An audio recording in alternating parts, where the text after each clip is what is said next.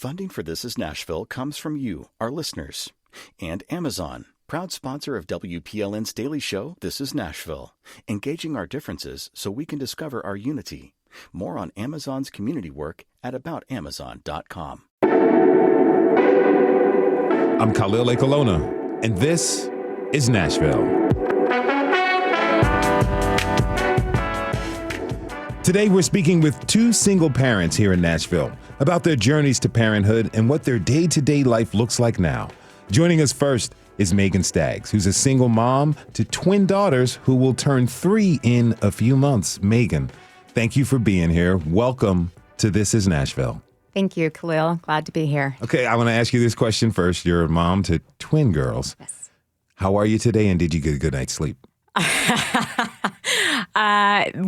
No, I'm great today. However, I did not get a good night's sleep. One of my daughters is having a little bit of a sleep regression phase, so I was woken up 3 times through the night, comforted her, and got her back to sleep.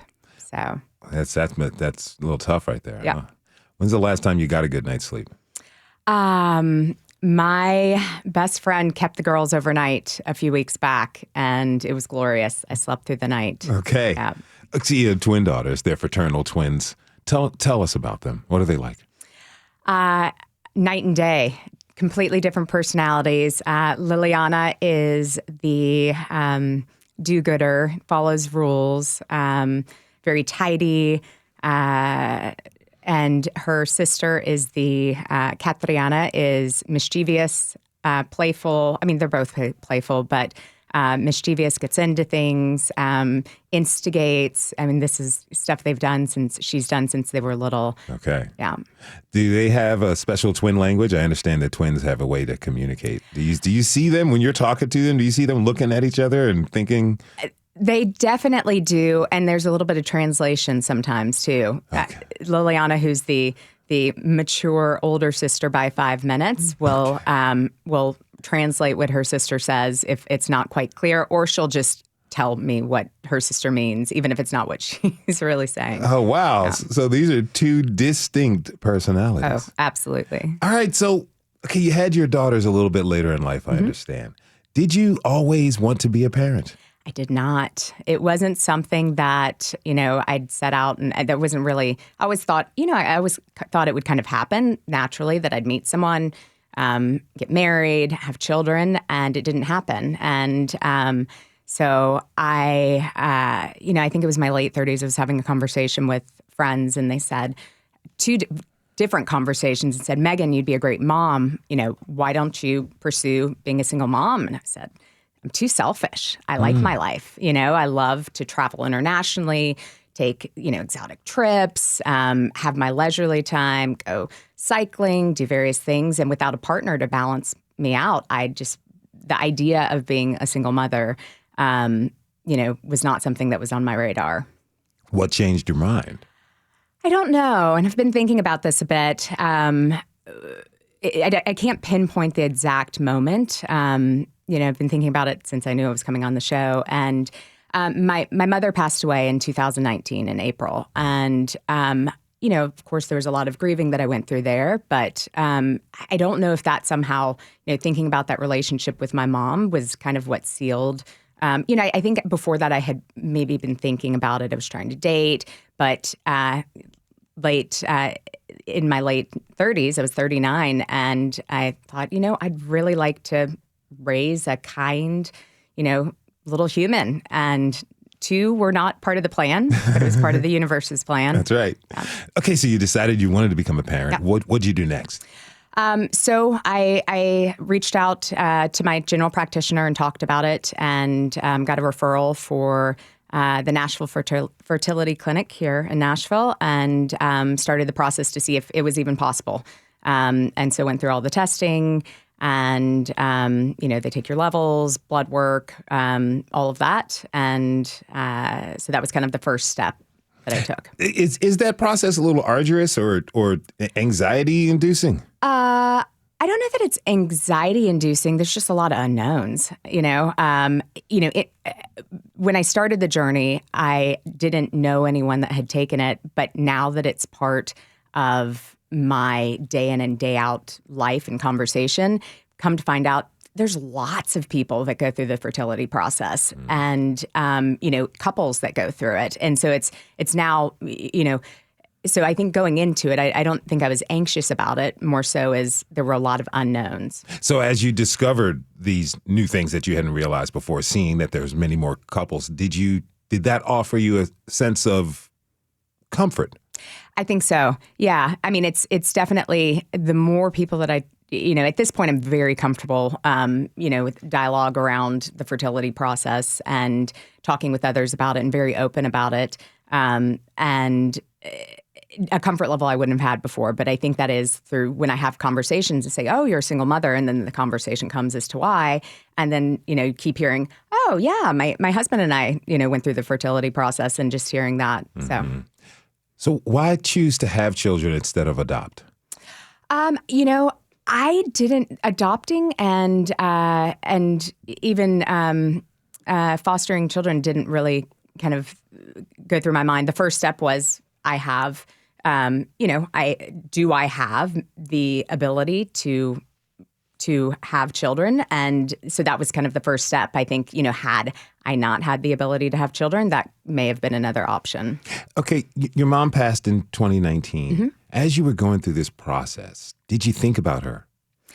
Yeah. I mean, definitely after I had my girls, that kind of the natural thing that you see with first-time mothers is their mother will come in, and stay for 2 weeks and help out.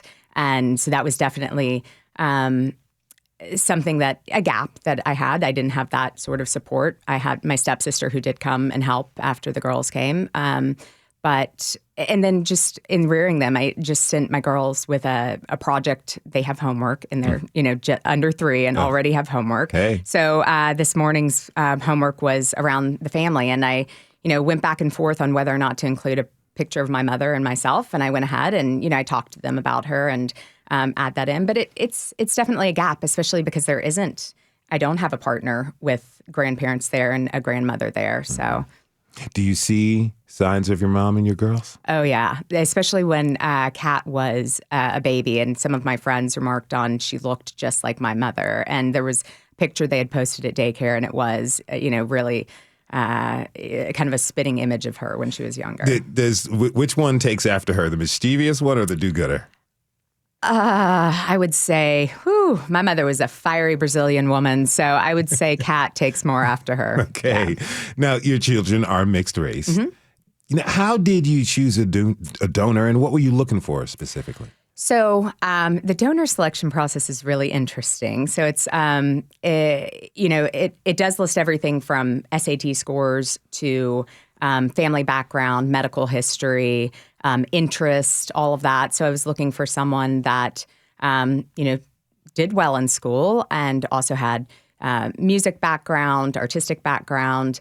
And the reason I chose a mixed, my children are mixed race, is something that my mother, who is Brazilian, always said, and she was caramel complected and would always say, we've got to get some color back into this fammy. So if I can say that on the air. You can say that on there. Your mom said it. It's fair. It definitely influenced my choice. My daughters are Indian, mixed race. I'd started with a Middle Eastern German donor, and the sperm motility wasn't high. And so after 4 failed IUIs, I switched donors. Okay. Now, parenthood, huge responsibility, huge life change for anyone. Mm-hmm.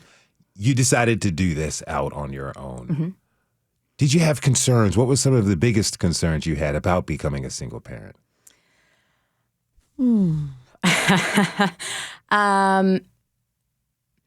Biggest concerns. I will say the first thing that comes to mind is when I was found out I was having twins. So tell me what that was like. Yeah. So as I said, I went through IUI, and one of the first things that I said to my doctor when I met with her is, we have multiples that run in the family. I don't want to do anything to increase my chances. After 4 failed IUIs, the likelihood of fraternal twins is pretty low. And so at 6 weeks, there was 1 healthy heartbeat. Went back 2 weeks later, and the nurse said there were 2 healthy heartbeats. And I just went through all the emotions, fear, shock, overwhelmed, happiness, hesitant happiness.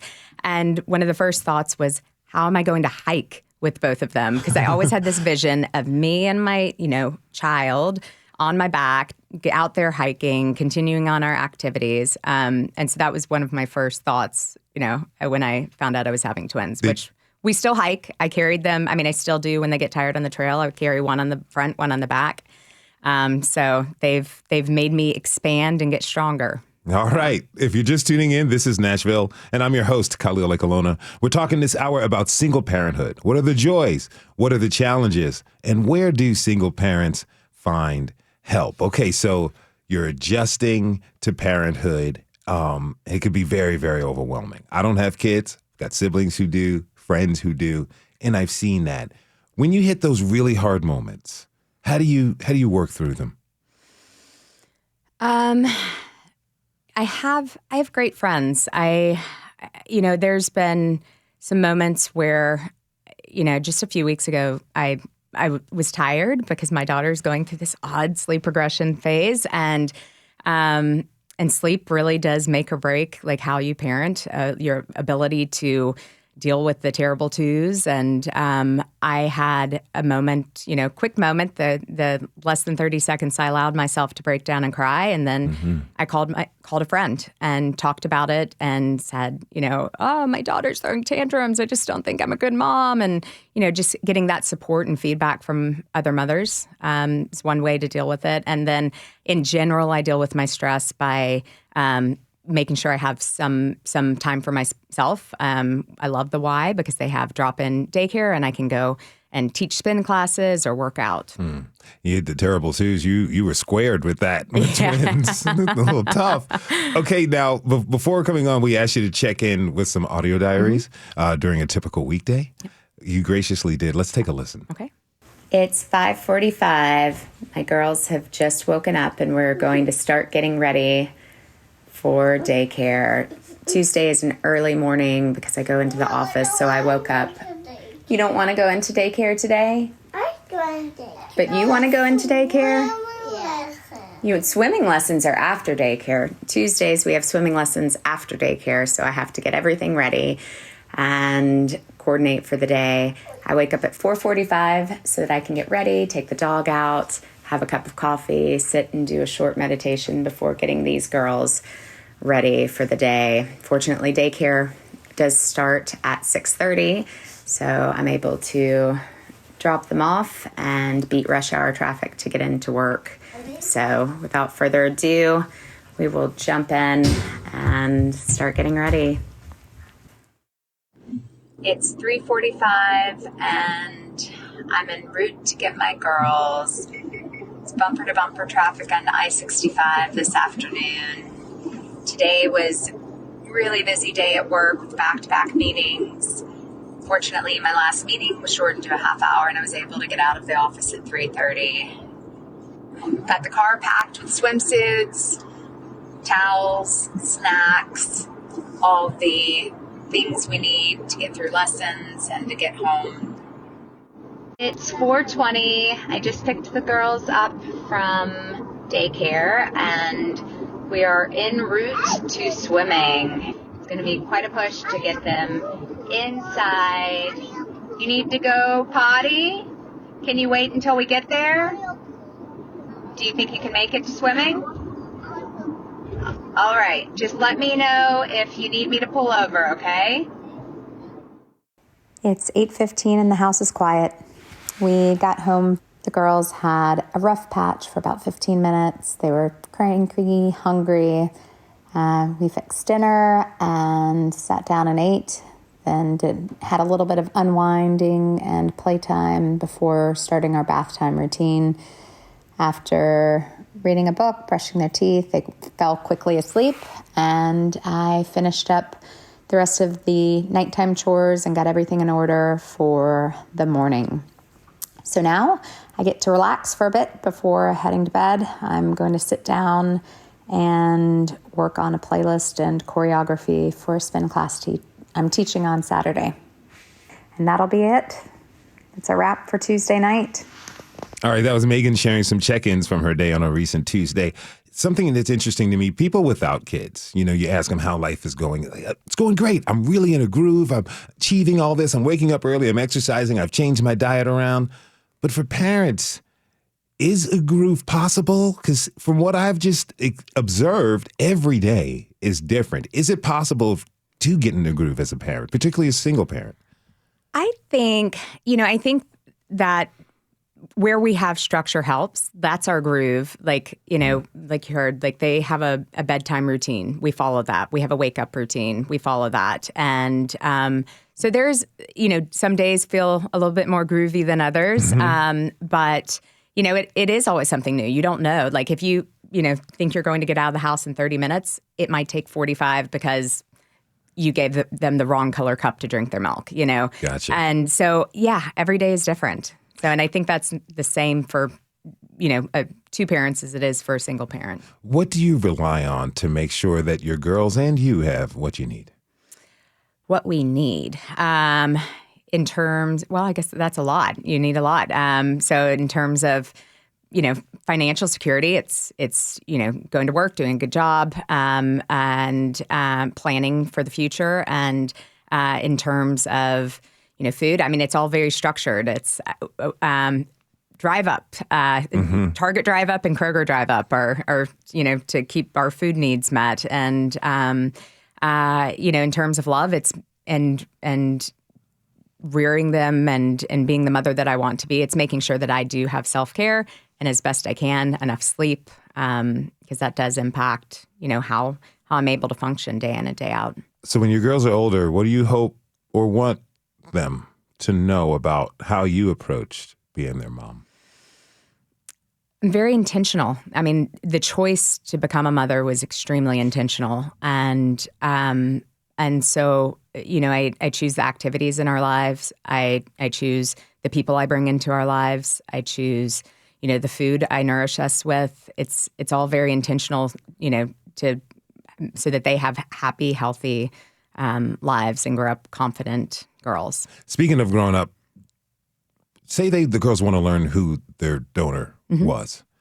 What are the protocols for that?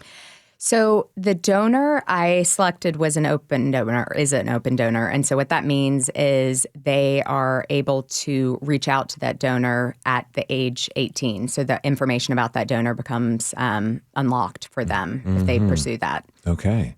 However, that being said, we are on a sibling registry. So we are already in contact with all of their half-siblings. Okay. That's really cool. Very cool. All right. So, what would you tell anyone who is thinking about choosing to be a single parent about what they really, really need to know or feel before going forward with this very, very important decision? I view parenting, and this is single or, with a partner, is a selfless act. It's selfless. It's important that you build time in for yourself, but it is about, those children and having a good support system where you can, not being, afraid to ask for help when you need it. And Megan, I'm going to thank you for being here. You're going to stick around. We'll have you on later in the show, okay? Great. Thanks, awesome. Khalil. Megan Staggs is a single mom of twin daughters here in Nashville. We're taking a short break. When we come back, we'll speak with a single father about his experience raising his daughter. Stay with us. This is Nashville.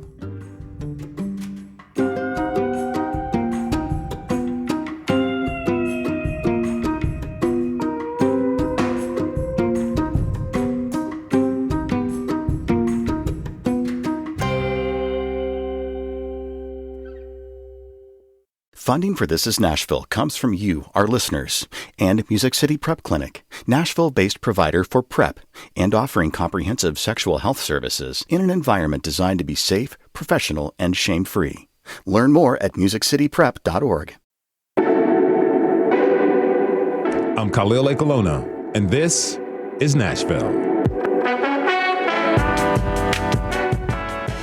Welcome back. Today, we're talking with two local parents about what life as a single parent looks like for them.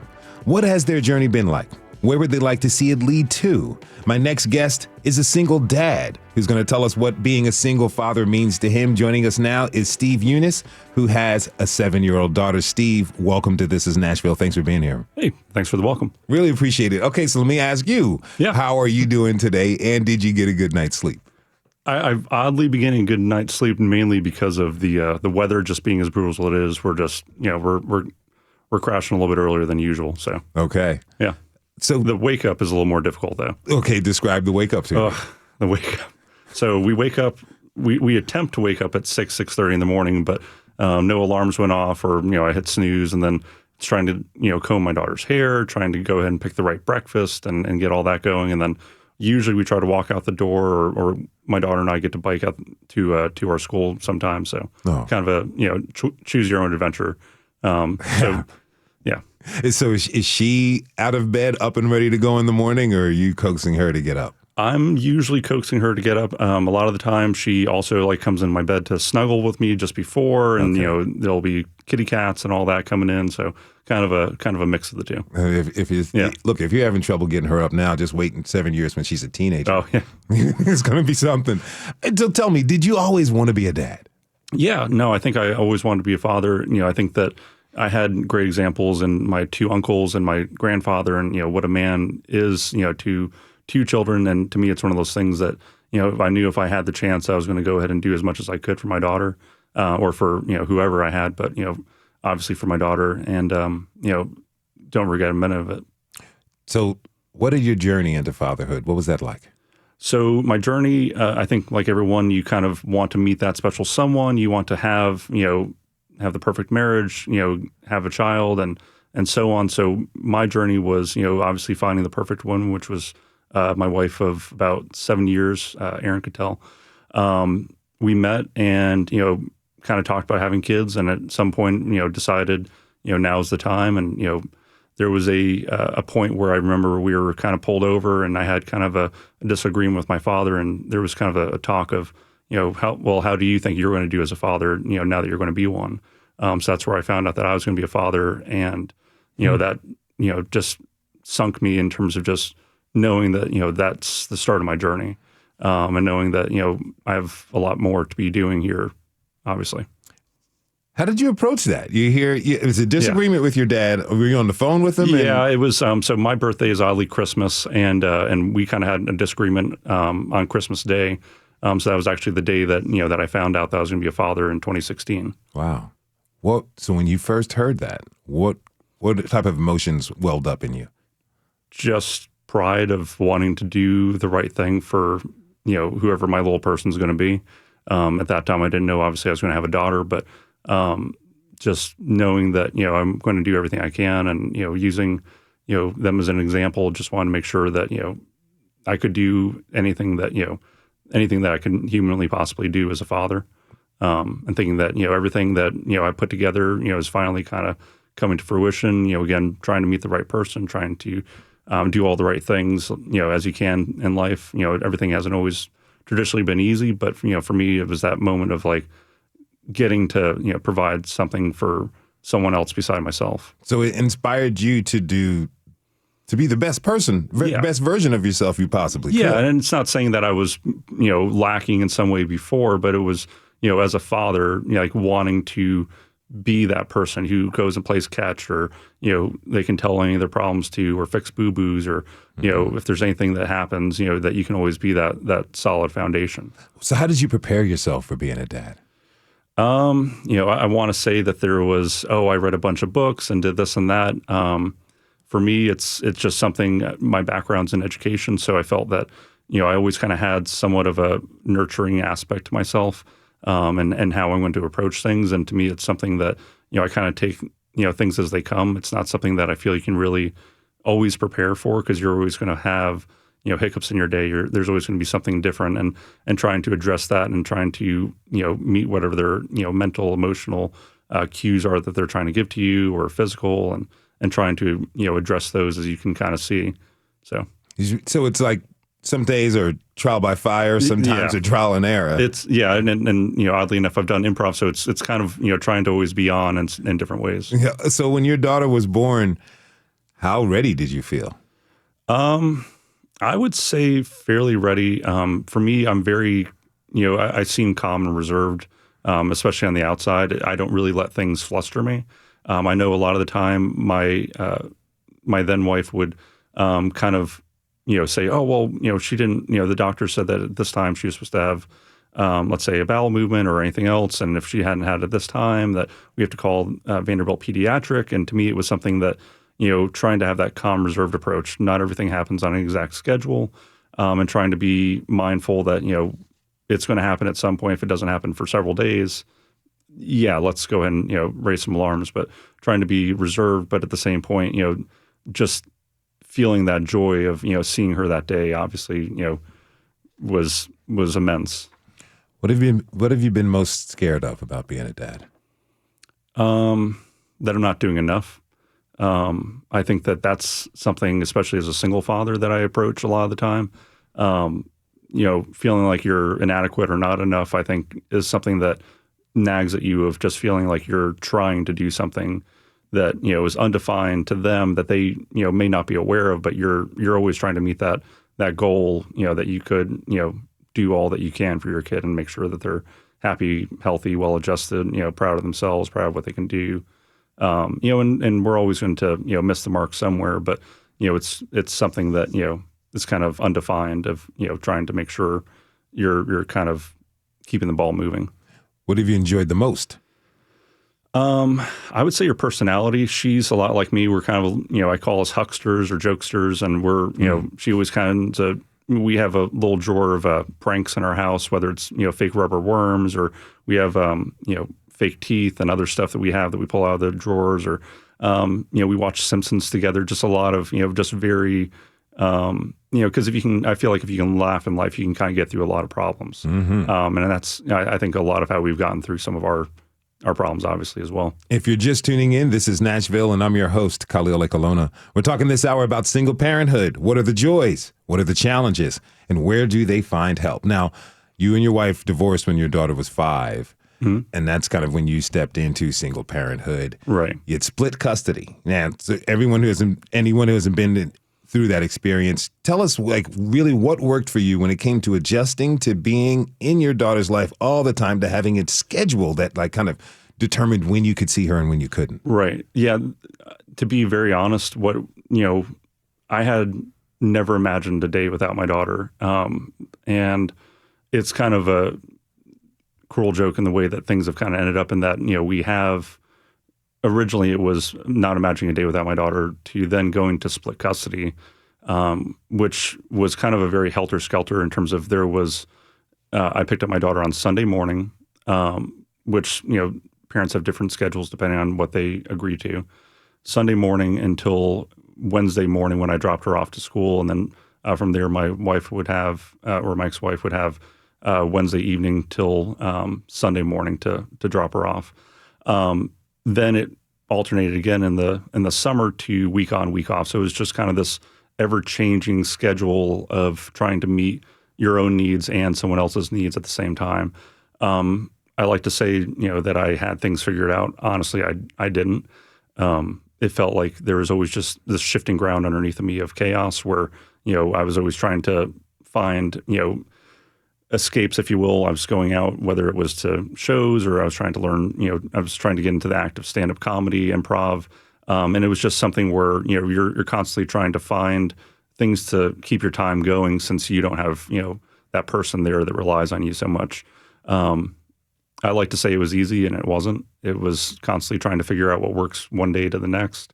There was days when I would feel low, and, I was thankful to not have my daughter in some ways, because I was able to just have that reprieve, and I would sit at home alone in the dark, just dealing with anxiety or depression. And it was something that, you don't know how to deal with until you're in it, mm-hmm. and you're just trying to adjust, based on whatever those emotions are at the time. How did you find support during that time? Outside of the activities? Mainly through the activities, other friends, trying to reach out. I like to, say that a lot of the times I'm the catalyst amongst most of my friends. I'm always the one buying tickets or trying to go to shows, or kind of mentioning, hey, this is going on here. Do you want to go to it? And and trying to find community within. We have Third Coast Comedy, if you're not aware of it. We're meeting folks out there. Trying to. A lot of our friend groups were pretty established. They had a mother and a father, husband, wife, and maybe some kids, and kind of being a single dad, on his own on a weeknight or a weekend. You don't find that you're typically as invited to to other tables as often. So that's where I kind of had to find or be dynamic in finding other groups that I may not necessarily find myself in. Now, early last summer, your ex-wife passed away. Right. I'm really sorry Thank you for that loss. That's something a lot of people. It's hard. Yeah. As a parent, you had to you're continuing to guide your daughter through grief of losing her mom while you yourself are grieving. What are you doing to help your daughter through? How are you both going through this process? Right. I would say the best that we can, again, trying to be as dynamic as we can. We went to grief counselors very early on, and it was when we met with them, they said that she understood, what had happened to her mother, that, she has passed on, but that I'm doing, as good of a job as I can to kind of keep momentum in her life. I think that a lot of people at times can just say, to themselves, well, I don't need to do this, I don't need to do that, and they may cut back. And to me, it's something where, I don't really fall back, I just fall forward into, we've been keeping a lot of our activities, whether it's dance or gymnastics. Currently, we're in cheerleading. Okay.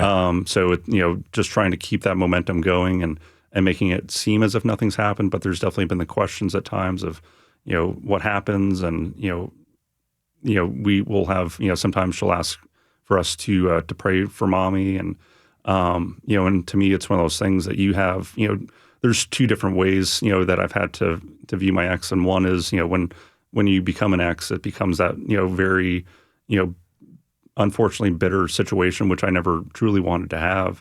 But then there's also remembering that she's, your daughter's mother at the end of the day, and trying to make sure that you keep her memory alive as best as you can in that capacity, and make sure that you do all that you can to preserve her and her life in some way.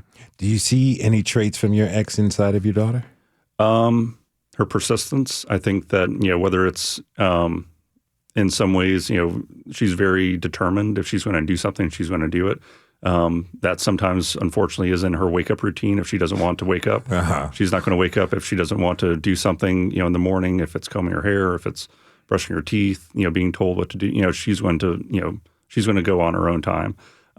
Which, again, it's just being dynamic as a parent and trying to make sure that you're listening and adapting. Yeah, you're a single parent, which is hard, but particularly when you didn't plan to be one. You posted something on social media this past February, right, that captured one of your days. Would you mind reading what you wrote for us? Yeah, sure can. It has been a great but terrible day at times. I laughed at a great Blocks podcast, worked hard all day, walked to pick up Caroline, and then worked practically all night. As a single papa, sometimes I don't have the time. Who am I kidding? I don't have any time, but she managed to entertain herself, eat all of her food, and draw herself a bath. I feel so much guilt because at one point I had to tell her to leave me alone because I can't keep up with the work and just everything. She came out of the bath to one of my favorite Third Eye Blind songs and gave me a big hug and said, "You're the best papa." I've been texting with friends who are living abroad, and the husband said that he doesn't know how I do it. I have so much guilt, and I have so much guilt that I'm doing this wrong, like any parent does. And the job meant for two people being just on me for the past 6 months has been a lot. People have stepped up in ways that is so incredible, and I'm so thankful for. This is all something I never saw coming, and I am blessed to have all that I do in this life with my daughter. But I wish I had truly had more time to bond with her, and it feels less and felt less guilt that I do with thousands of other priorities. How do you feel as you read those words? Probably the same that I felt at the time, and the same thing I mentioned to you earlier, just trying to keep up and trying to, keep all the balls in the air. I wish I can find some way to make a schedule and stick to it and have, rigidity. Unfortunately, every day is different. And it's supposed to be, you're supposed to live your days, each day a little bit different than the last, but, it's just trying to keep that consistency. And, to me, it's one of those things that I give myself kind of the grace of not being perfect and trying to, make do with what what I can do in a day. Sometimes, it's one of those things that I like to cook at home. So I try to make home cooked meals as often as I can, but, trying to say that it's okay if I go ahead and order out for a day here or there. I definitely have the ability to, but, to me, it's one of those things that, I try to do as much as I can whenever I can. You said something that you're giving yourself grace for not being perfect, the Right. pressure of being perfect. Everyone I know who are parents kind of went through that. Yeah. As I got older, Right. understood life a little bit, I looked back and reflected on my parents and the job that they did raising myself and my siblings. Do you do that right now? Do you look back at your folks and understand on a little bit of I'm not going to say deeper level, just a different level, a different perspective of how they approached parenthood? Yeah. I mean, I'm not sure that they were as mindful as we are today to parenting. I think that they just kind of did the best that they could. And I think that, they did as, considering, our upbringing, did the best that they could, given kind of a lot of the circumstances. But yeah, I don't know if I can really relate, exactly to my parents in a lot of the same ways that many others can. I just don't have the same footing, from them as parents. But I would say that there has been times that, I'll understand like why they're frustrated, and it's something that, I don't want to seem frustrated to my daughter, of why, she doesn't want to do something. It's something that I don't want to get angry. I try to have a very reserved approach to parenting and to how I address situations. And that way, it's something where, it's not her fault that, that the situation is the way it is and that I'm under pressure from work and from school events, and I'm getting communications, 3 different ways from her first grade. It's just that, she's a kid, and I tell her a lot of the times that, like, you're supposed to be difficult. You're supposed to be difficult. You're supposed to be silly and crazy and funny and goofy and outgoing and all these things, and that's your job, and trying to make sure that she feels comfortable, being all that she is. What do you want folks to know what it's like as a single father? We talk about single moms a lot. More recently, Right. Conversations have been about single dads. But what do you want folks to know? I would say as single parents, it's one of those things, just on the broad term, just making sure that you reach out, making sure that folks, are engaged. I know when, unfortunately, social media is what it is, where, part of the grieving process was posting about, what we had experienced and the loss of her mother. And there's always the folks that say, hey, if you need something, and then months turn to years, and, and I've witnessed more people retreat, and then, those that have come up, I'm so grateful for. You just don't experience, what that kind of loss is like until you're in it. And trying to support somebody like that, it's just trying to ask if they need help. Because a lot of times, like for me, I personally feel guilt asking for help from somebody else, and I don't ask for the help a lot of the times. And, I thankfully have had, lots of folks that have stepped up, but it's one of those things that still, is something that is not to say shameful, but it's just, I feel that little bit of like having to ask for that sort of assistance. And I would say the difference, especially for men, is just that, we don't have a lot of resources. I think that, women, typically feel more communal, and that they have, if they're a single mother, that there's kind of different support, from different families, from other single moms, from other, co-parenting moms. As a single father, really, there's, I feel like we're treated somewhat differently, because I feel like folks, just assume that, we just want to seem quiet and reserved. And honestly, like I want to have those conversations, a lot of the deep conversations of just how we're doing, conversations even just like this. Just, I think that a lot of people can feel alone, just because it's just you and their kid, and the kid.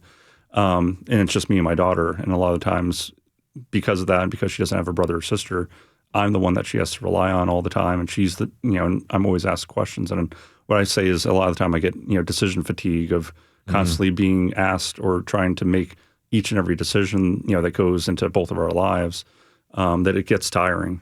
Yeah. I understand that. Steve, you're going to stick around with us? We're going to take one more break. Will do. All right. When we come back, we'll talk with both parents and learn their suggestions on how to approach life as a single parent. You can always join the conversation by tweeting us at This Is Nashville. We'll be right back.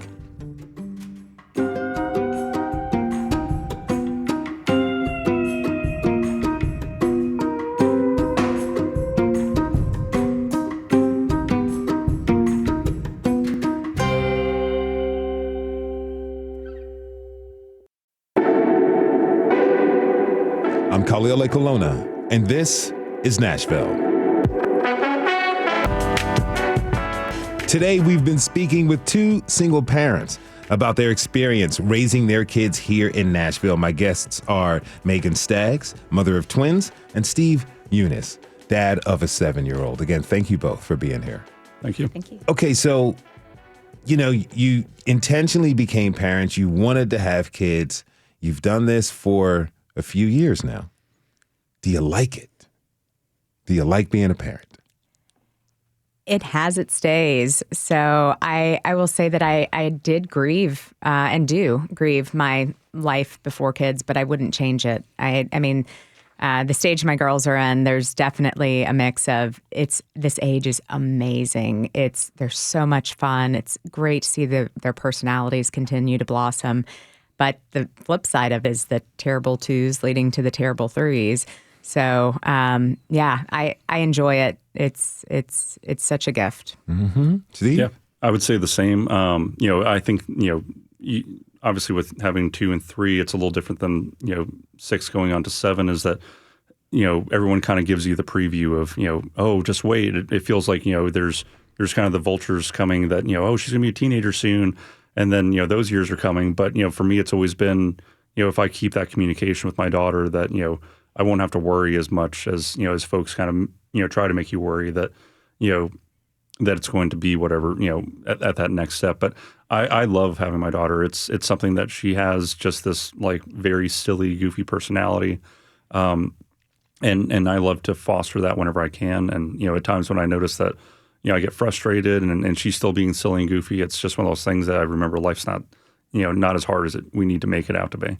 Talk to me about this love you have for your children that helps you put the sun on, shine the sun on how you feel as being a parent, even on the toughest days of being a parent.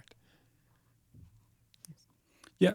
I would say a lot of the times what I do, and, this is personal to me, is that I have, I know Google will send you reminders of, hey, there's this time and, that you guys did this or that. A lot of the times I look back through a lot of the good times and, as mentioned, I do look back through some of the unfortunate times we've had as well. And, just I'm thankful to be in the present that we're in now. We've had, someone incredible come into our life here recently, and just there's all kinds of things that are kind of on the precipice. But I feel like it's one of those things that like trying to not give up hope and that, knowing that each day is going to get a little bit different and, it's going to get better in different ways and you're going to appreciate those different ways. I always try to remain mindful of, this year's going to be different than the next year and to kind of, cherish or appreciate that time that you have then and now. And then knowing that, this little kid that you brought into the world is going to be completely different next year and different the next year and so on and so forth. We like to believe that, they're going to be like this forever, but, at some point your 3-year-old's going to be 7 and we're going to be, having a different conversation from 3 versus 7 and versus 8 versus, Mm-hmm. Megan? Bringing the sun, so I think they bring the sun, and that's part of the gift of being a parent is the, especially at this age, it can flip, it can change, but, from minute to minute, from second to second. So I think their joy feeds my joy, which feeds their joy, and that helps me to get through the times where I am just, battling a kid to get into a car seat and it just feels overwhelming or whatever it may be, the busy day. And I think our energy and sun fills each other. I'm interested in how you both approach bringing other adults into your children's lives. And Steve, you kind of mentioned this a little bit, that there's someone new in your life. You recently asked your daughter what she would like in a mom. We have a clip of that. Let's hear that. Person to be my mom, she'll stay at our house. Hopefully. Oh, wait. Is that what you want in a mom? Someone to stay at our house? Yeah. And I like sleeping mostly in the middle. You like sleeping in the middle? Yeah, because I miss when I used to sleep in the middle with you and Mom. I get you. So you just like to be cuddled? Yeah. That's what I like. Yeah. Steve, tell me this. That's adorable. Yeah, how have you talked to your daughter about the person you're dating? Very diligently. I don't often bring up that there's going to be anyone in her life beside her mom, very intentionally, because I want to make sure that that spot's reserved, obviously for her. And I've been dating over the past year, but it's trying to make sure, whoever that person is going to be someone who is going to be there for the long haul. And thankfully with the person I met here recently, it's just, I feel, the qualities that I want in a mom that, obviously fit both of our needs, that can be silly, that can be, warm and welcoming and kind of match, our level of care that we have. It's something that you don't want to obviously bring just anyone in. And unfortunately, I've seen in a lot of cases, single fathers with their co-parenting, maybe bring in a woman where then, they leave their life and then they have to answer the kid. And I never want that sort of, ambiguity in my daughter's life where, there's a woman that may be here temporarily. So it's been with a lot of diligence, just to say, or to kind of be the intermediary between the two, is just like knowing myself and knowing instinctually like what my daughter needs to allow that in her life. Mm-hmm. Megan, are you dating? Are you interested in dating right now? I'm not dating, and I'm definitely interested in dating, but I just don't have time for it. It's not top of my priorities. It's, childcare it requires childcare. I wouldn't want to bring somebody into their lives, and the little time that without really knowing who that individual is. And, the little time that I have with them outside of daycare is our time. And so it would have to be, I think it would be at a point where it becomes natural. I mean, I don't want to do this journey alone forever, but it's just not a priority right now. Mm-hmm. Now, last question for you all. My sis, I've got, as I said before, nieces, sister's got a lot of kids. Yeah. She said this quote to me that I hear a lot from other people, but it really resonates. She says, raise the kids you have, not the ones you want. And that sticks with me. It's about nurturing the human being that you brought into the world. Megan, talk to me about discovering your daughters. We talked a little bit about their distinctive personalities, but as you're discovering these people as they grow, talk to me about that. So this resonates with me, and something I have to remind myself of, because I have, there's definitely things I'd love for them to be interested, but they're their own little people, which I'm seeing more and more of every day. And so learning to nurture what they enjoy, and then to support them and build their confidence so that they can make choices. That is my job, and to protect them as a mother. So I think that's critical in parenting, is not to force they're not our little mini me's. They both have aspects of me, but I just look forward to seeing who they become, and yeah. Mm-hmm. Yeah. Steve, briefly. Yeah, I would say the same, just making sure that, you're supporting what they believe and what they are. My daughter, I've tried to get her involved into soccer. She's just not very competitive in that way. She had done cheerleading. She's doing cheerleading currently, dance and other things where, it's trying to meet her at where she's at. And for me, it's something, her mom was a former near competitive Olympic rower. And for me, I played sports, on and off, growing up. And it's one of those things that knowing that that's not necessarily in her DNA, but, listening and caring and being artistic is kind of more so her strong suit, trying to meet her at those areas. At times I'll ask her, hey, do you want to go talk to that kid over there? And she kind of meets that kid where they're at, and she'll engage in conversation, and all of a sudden they're best friends. And I love that, about my daughter, is that, she doesn't meet a stranger. Real quick, though, I've got a couple seconds left. If anyone out there who's a single parent looking for support, do you all know of support networks or support systems out there for people? So as a single mother, and, it was previously shared, there's not a lot of support for single fathers that I can think of, but for single mothers, there's mothering groups. There's the YMCA, which I love for, being able to drop your kids off while you take a little view time. And the night community around you. I want to thank you both for being here. Megan Staggs and Steve Younes are both single parents in Nashville. Thanks a lot. And I always thought, my mother told me, if I had a kid and anything like me, I'd be spending a lot on groceries. That's how it happens. Thanks to you all for tuning in this hour. This is Nashville is a production of Nashville Public Radio. Today's episode was produced by Katherine Ceicys. It was directed by Tasha A.F. Lemley. Our technical director and board operator is Liv Lombardi. The masterminds behind our theme music are Laurent and Namir Blade. You can listen back at thisisnashville.org or wherever you get good podcasts. And the conversation doesn't end here. Tweet us on this at This Is Nashville on Instagram. And a heads up, one of our guests today responded to our recent We're Looking for Guests social media post. So if you share, we will put you on the show. We are looking for more people. You can also call us up at 615-751-2500 to leave us a message. This is Nashville. I'm Khalil Ekalona. We'll see you tomorrow, everybody. And be good to each other.